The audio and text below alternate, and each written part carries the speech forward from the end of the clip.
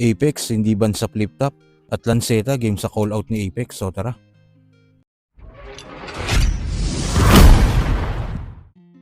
Maraming nga nagsasabi na ban na sa Apex sa flip top dahil sa mga sinabi nito sa naging laban nila ni Sinyo noong Ahon 13. Naging kontrobersyal ang linya ni Apex para kay Enigma. Si Enigma, paano nyo naloko? Yung flip top, ginawa nyong monopolyo. Yung liga, naging negosyo. Napupolitika, nabibili yung boto, yung may-ari, yung financer, yung mga judges, magkakasosyo. Flip top, kayo na rin gumagawa ng sarili nyong lapida.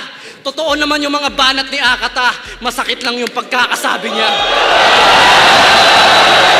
Dati! Sorry na kagad.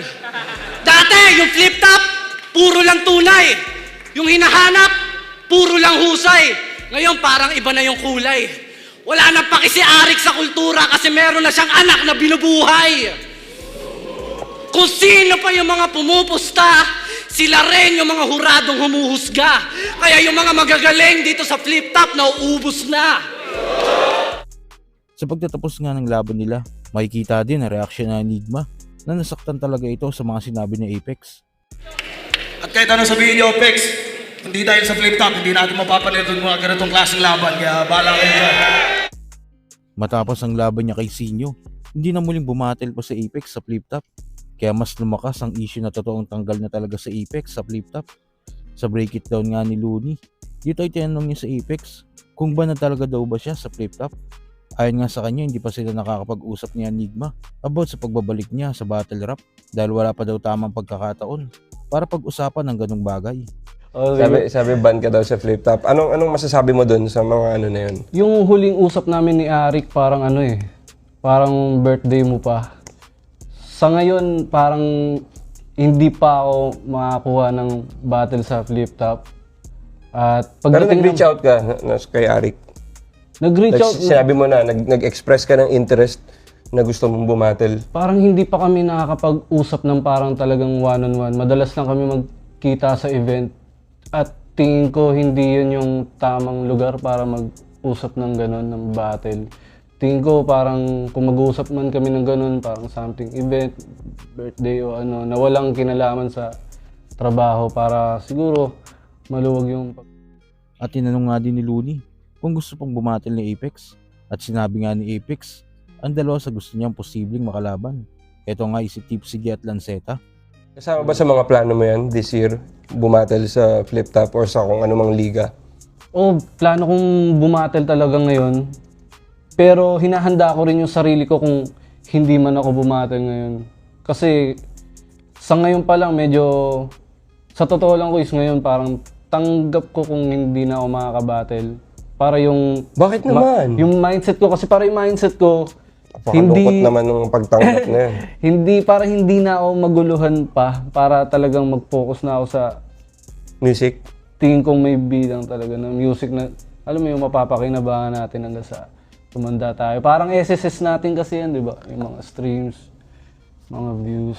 Like parang ano na yan, generational ano na yan, wealth. Pwede mong ipamana sa mga anak mo, di ba? Kaya tingin ko mas... Para sa mga titulo ng lupa eh. Kaya tingin ko rin na tama yung decision ko ngayon dahil mapapakinabangan ko talaga to in the long run. Yung slow money man siya.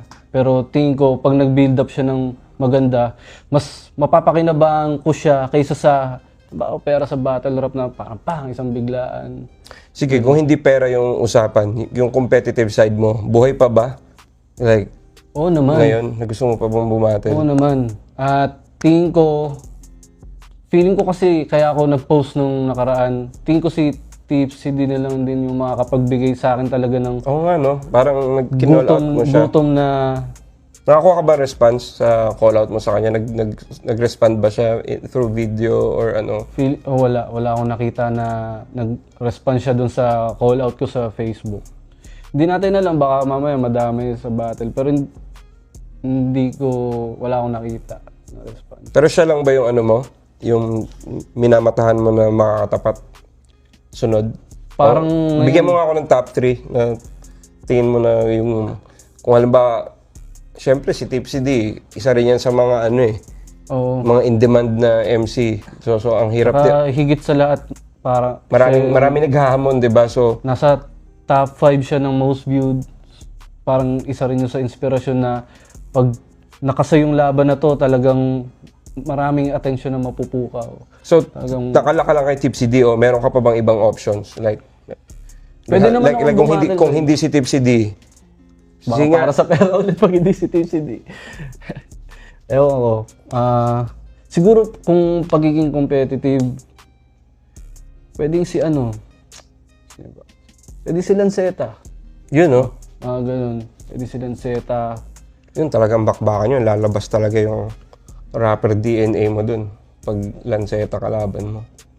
Feeling ko. Kung yung tinutukoy mo yung pagiging competitive, yung lalabas talaga yung, na mapapaya ako dito pag hindi ko sineryoso Para na naman. mapipilitan kang i-push yung ano mo eh. Yung limits mo eh. Sa kabilang balita naman, agad nga sinagot ni Lanceta ang mga sinabi ni Apex na gusto niyang makalaban nito at game nga ito sa posibilidad na yun. Gusto ko raw makalaban ni A to Z. Ayan ang mga gusto ko naririnig. Si Apex, ano yan eh, kasparing ko yung madalas eh. So, nerd kami kapag usapang rap. Lalo pag kasama sila Zaki, sila ano. Nakikita ko na nung nag-usap kami about sa kung maglalaban tayo, kaya ko yung sacrifice na walang, anong tawag dun?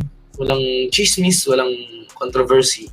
Para lang sa isang historical battle. Kasi alam ko naman yung kaya ni Apex eh. Bro, before ng offbeat shit na sinasabi ng tao na hindi naman talaga